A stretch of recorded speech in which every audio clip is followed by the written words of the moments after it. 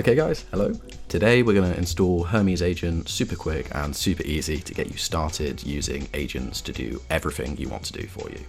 So you might have seen the GitHub repository and you're thinking, oh, that looks like a lot of code, I don't know if this is for me, but don't worry, it's super easy to install. So we're actually not going to use the GitHub too much, we're going to go straight to Hermes-agent.news research, and you're going to see that there's this really nice little command here for us to just install it quick and easily.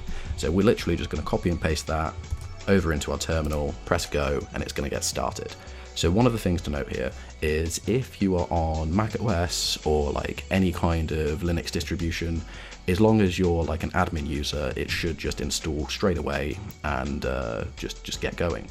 But if you're on Windows, you're going to have to install Windows Subsystem Linux for it to work properly. So what that is, it's like a kind of mini computer inside your computer running Linux. And that's just because we don't have sort of full Windows support at the moment, but it's probably going to come. So yeah, as you can see, it's installing now. We've just copied and pasted that command in. Okay, so that's all installed, and now it's given us the setup wizard.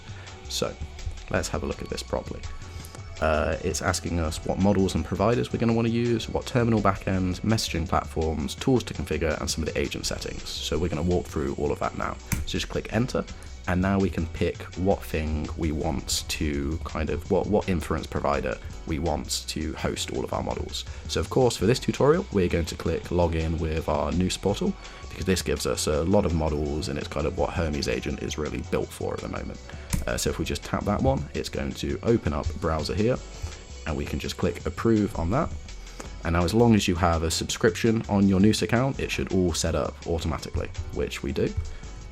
So now it's asking us to choose a model. So the Claude models are some of the best at doing this sort of work, but they're quite expensive. So if you did want a cheaper model, Kimi is meant to be pretty good. Some of our community users are recommending that, and also Minimax is also one of the cheaper models that people are using.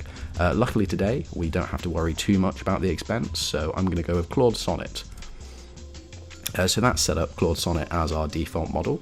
It's now asking for our OpenRouter API key. So this is what we use for things like the vision models. So to get one of these keys, we're just going to go to openrouter.ai, get API key, create a key, and we're going to call it Hermes Agent key, create. It's going to give us this to copy and paste in. Just click the little copy button and paste it in. We're ready to go. So it's asking us to select default model again. Again, I'm just going to go with Claude Sonnet. Now here's the next bit of setup that might look a little bit intimidating at first, but it's really nothing to worry about. So it's picking where Hermes Agent is going to live, basically. So it can either live locally, so that means it's running directly on your computer.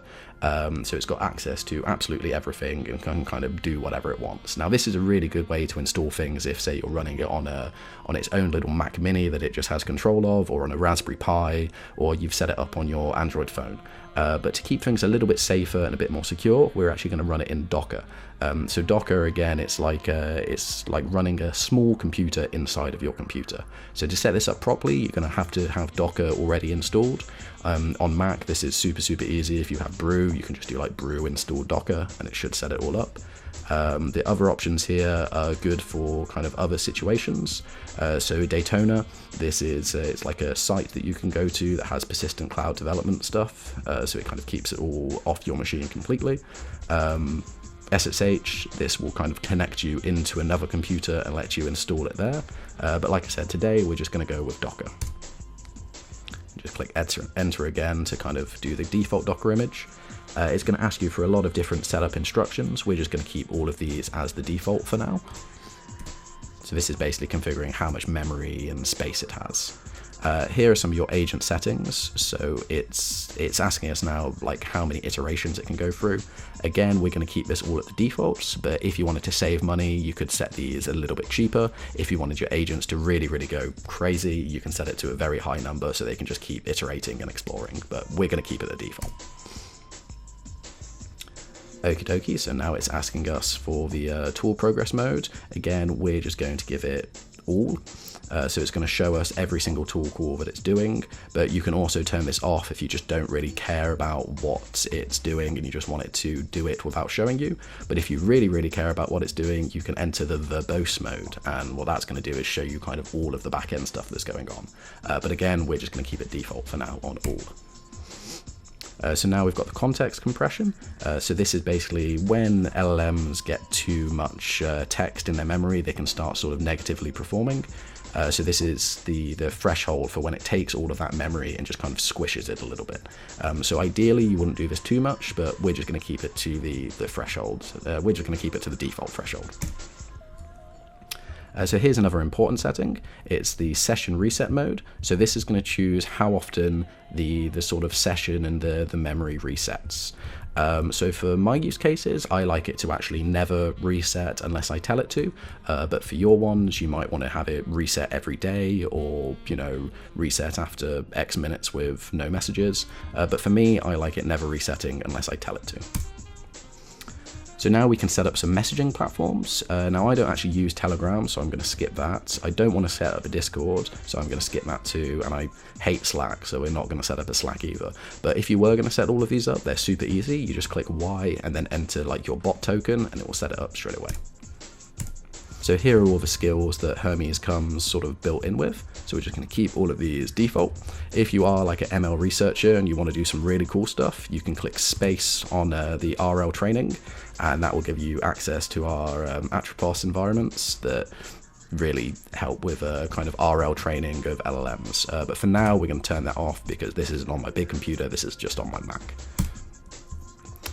So here are the browser settings. We're just going to set it up for a local browser. So that means it's going to use our Chromium ones. And I'm going to skip the image generation step for now because I don't really care too much about the image generation.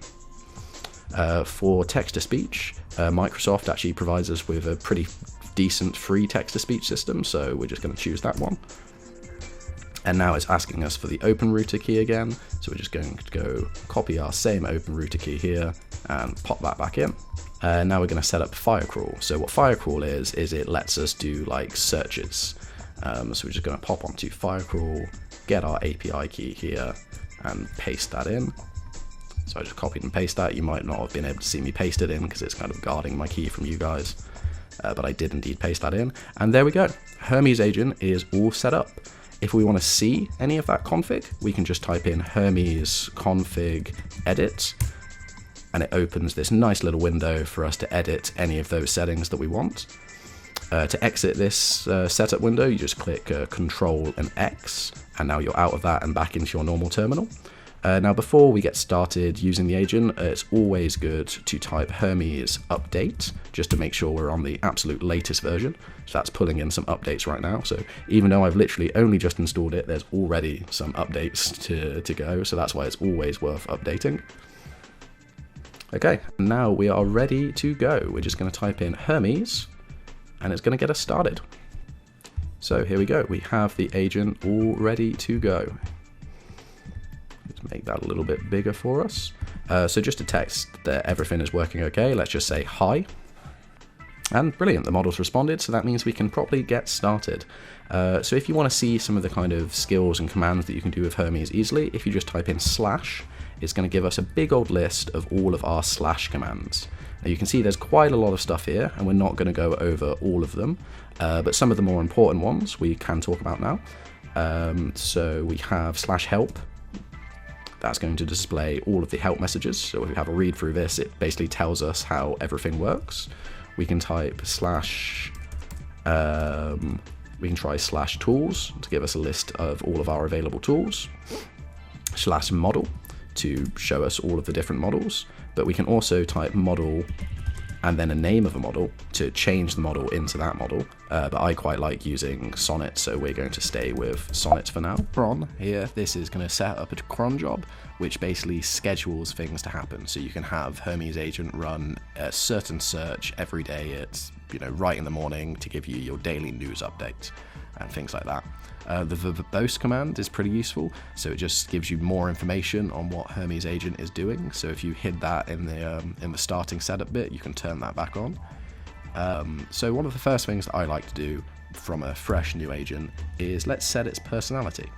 So if we just type in personality, we can get a list of all of the personalities that we like. So these are all of the pre-built ones. You can use these, or you can... Or create your own personality. But right now, we're just going to use the UU one. Now if I say hi, we should get a pretty funny response back. Brilliant. Hello, nice to meet you. Tail wags excitedly. Absolutely brilliant. So now that we have our UU agent set up, let's get it started with some skills. So if we type skills browse, it's going to show us the skills hub.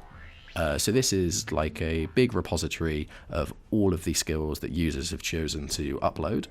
There's a lot of official skills, and there's a lot of trusted skills, and there's a lot of community skills. So these are the 3 levels of trust for the skills hub. So official and trusted skills, either made by Noose Research, Anthropic, or OpenAI.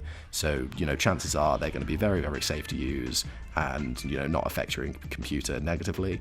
If you see something has the trust level of community, that means it's just some, essentially some random guy that's uploaded it, so you might not trust it as much. So you might be thinking, what happens when I see a skill that I really, really want to install, but I'm not sure if I can trust it? Well, the thing is, Hermes Agent is actually really good at making its own skills, so that's what we're going to do right now. We're going to make our own skill. For the sake of this tutorial, we're going to make it a super easy skill. So we're going to say, please make a new skill that can search Wikipedia.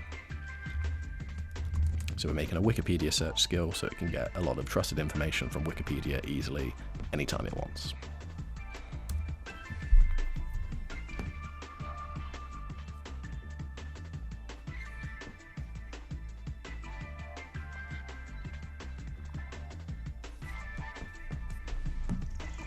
Right, brilliant. It thinks it's made the skill already, so let's test it. Wiki search on snakes, and tell me what it says exactly.